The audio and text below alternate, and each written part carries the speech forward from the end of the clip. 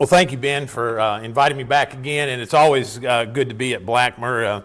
This is kind of like my second home lodge, and Dorsey was nice enough to ride up with me tonight, or ride down with me tonight, and it's always good to be here among the brothers. Tonight, I'm going to do a little bit more. The last couple times I've been pretty heady and theoretical programs. Tonight, I want to talk a little bit about the question of why Freemasonry and what Freemasonry is about. This is kind of one of a what I would call a pop topic around Masonry now. You pick up a periodical or a journal or an article, even a few of the podcasts on the web are talking about this whole essence of what is Masonry. And we're living in a time where fraternal organizations are under scrutiny. People are asking us questions of why we do what we do. What is it we plan to do?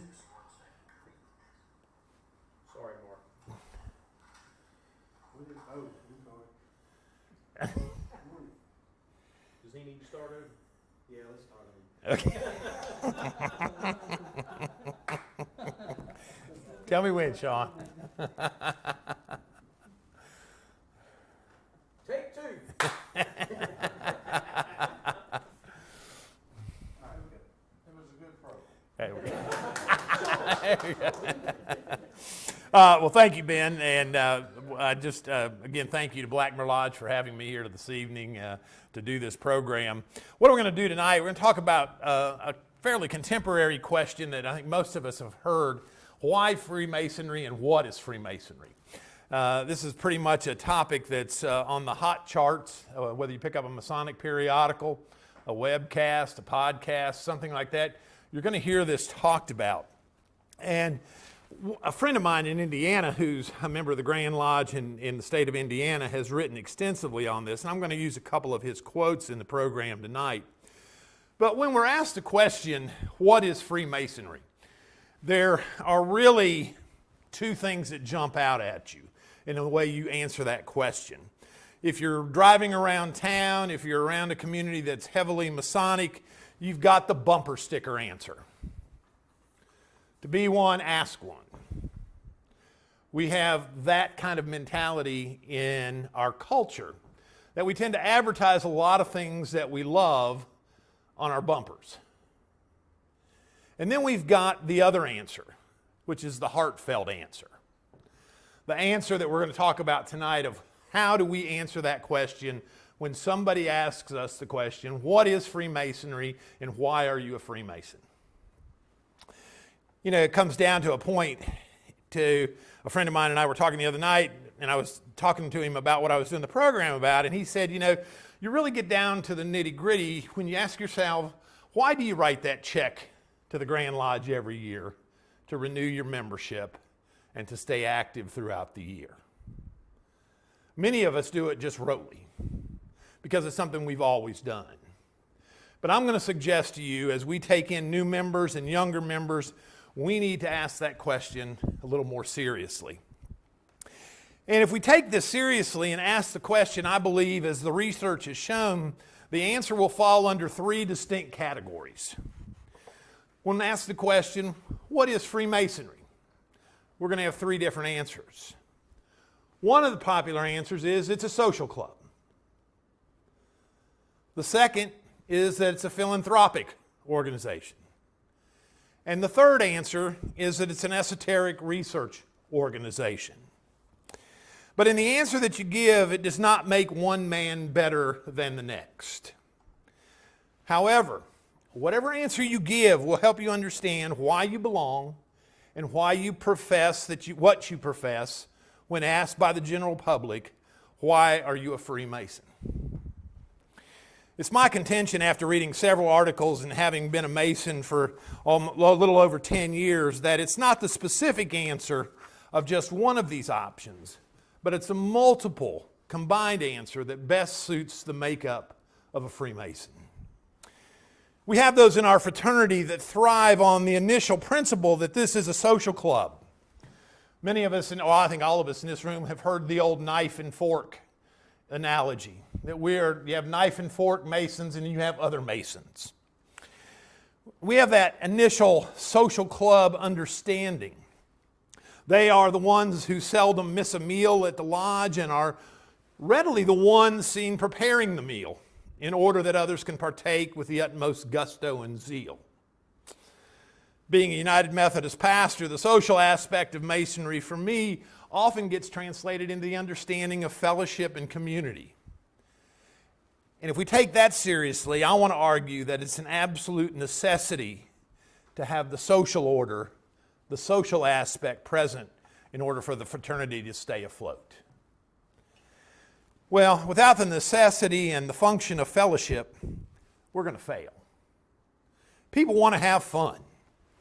How many times when you're asked, why are you a Mason, do we somehow weave into our answer, because we have a good time together? Because we get along. Both of those are the true definition of social. Fellowship and socialization is an absolute necessity for the function and the stability of the fraternity. My friend, worshipful brother Christopher Kimmel in Indiana, who has written on this subject extensively, also groups into that same social club status the ritualist. Now, many of us may take offense to that grouping, because if we're a good master ritualist, we want to be separate. We want to be different. But what Brother Kimmel suggests is that within the confines of the fraternity, the master ritualist is the one who does what I call blend in well with the social aspect of the fraternity.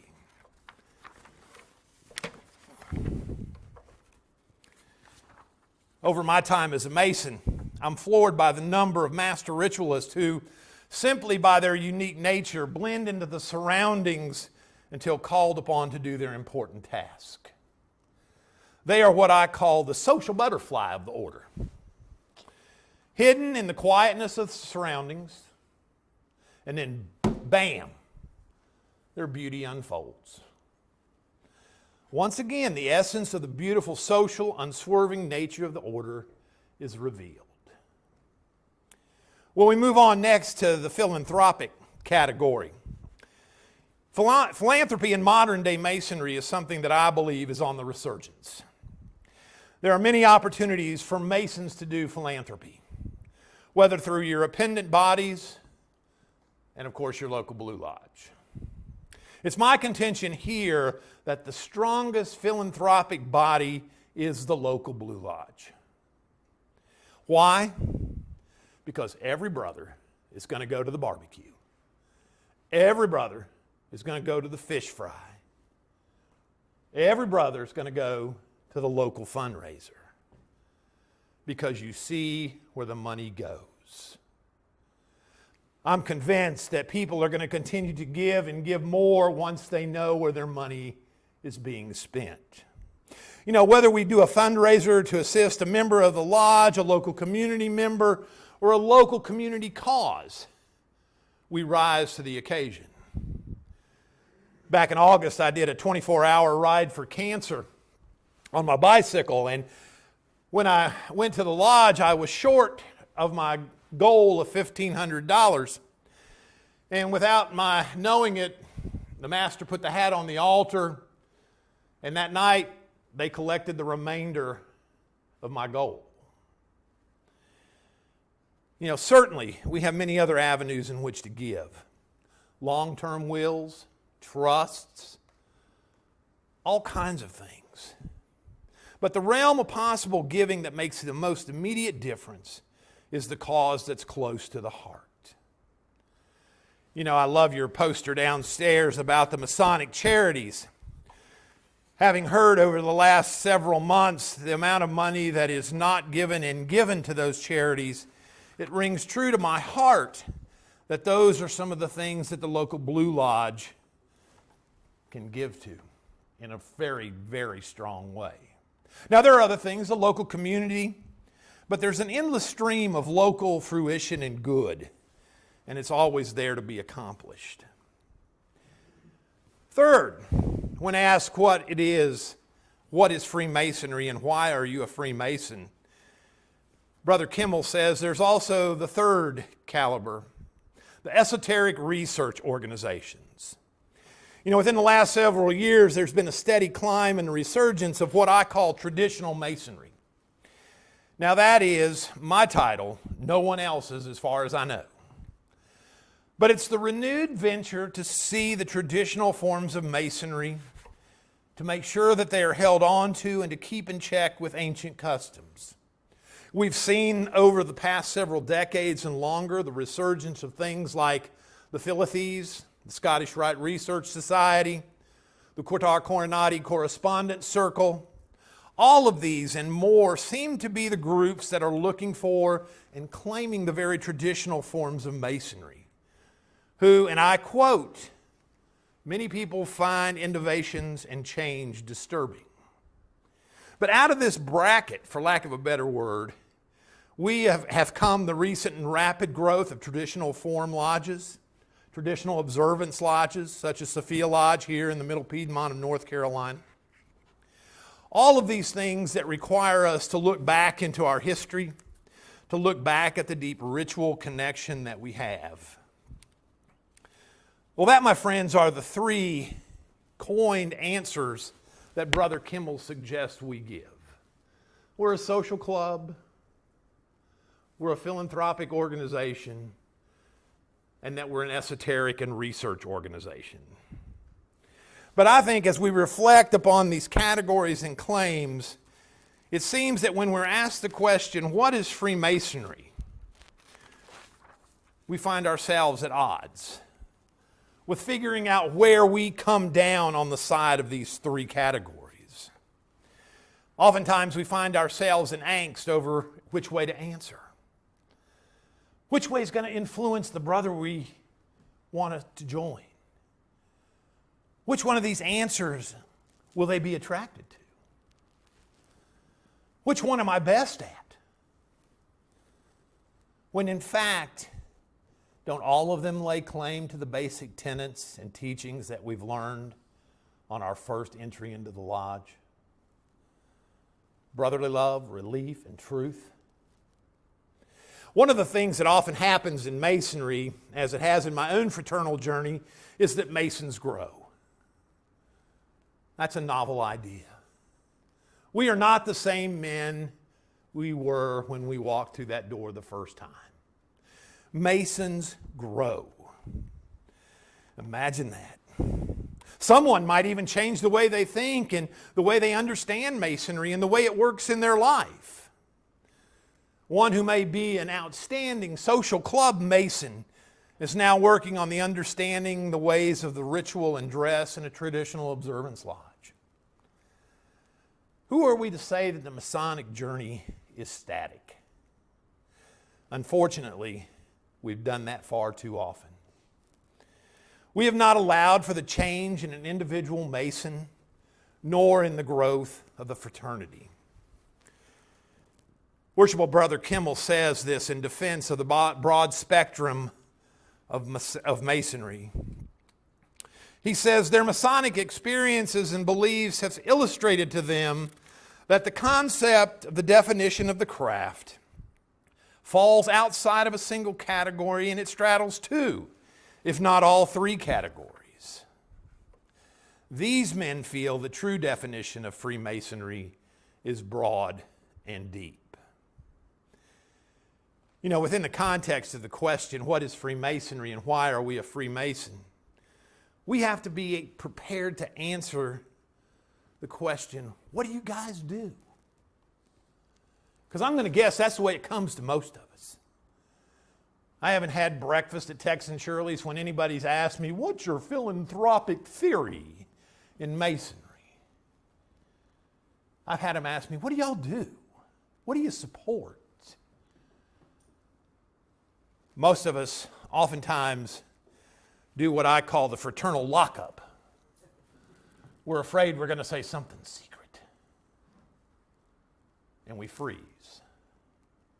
When in fact what the person is really asking us is, who are we as Masons? Who are we not only within this room but outside this room? You know, when asked that question, I'm always prompted to answer, not to go hear the reading of the minutes, No offense to any secretary in any lodge. But the fact of the matter is this: nothing is handed down from the Grand Lodge, nothing scripted, typed out, or printed for us to carry around in our pocket and say, this is what I am as a Mason. It has to be an answer from the heart. You know, each lodge is made up of individuals, people who have so much to offer to Masonry. Let them offer it. Give them the opportunity to offer that. You know, first time I met many of you in this room was on a cold Saturday morning with a whole lot of guns and shells being flown around our heads. It was a Masonic function, but it was fun. It was who we really were outside and in our hearts. My brothers, we have come too far to shut the doors now. One of the things that we do in the church, and we do it better and better every day, is we let those within the fellowship talk about their gifts. Let people talk about their gifts in your lodge. What do they have to offer? What are they good at? What do they want to do? What do they enjoy doing? Maybe it's the question of what is it they've done for 30 years and never want to do again? It works both ways. Brothers, we have to be able to share the gifts, the talents, and the generosity of those around us. And by doing so, we certainly open the doors wider and wider for those who wish to join and seek the light in the greatest of fashion. You know, we all need to be able to honestly answer the question, why are we a Freemason and what is Freemasonry? We need to answer it not only because we need to understand the organization to which we belong, but we need to be able to answer succinctly when quizzed by the general public and those who have no idea what the fraternity is and have never been able to ask the question to a Freemason. One of the abilities and one of the greatest gifts I think we have to offer to the general public is the gift of sharing. And I think often my own theory is that we have kept it in these walls too long. But there's also a risk with that. When we're open and we share, also comes the fear of rejection and disbelief. As a brother, we must be able to handle the answer. Whether the question is asked openly or in secret, in understanding that not everyone will share the same understandings and ideas that we do. But we have to be able, my friends, to share openly what we're good at, what we enjoy doing, what our lodge is good at doing, and what we can do for the world. In the closing words of Brother Kimmel, he says, hence, tolerance, freedom, and integrity must reign supreme. But the real work remains in our hands. Thank you.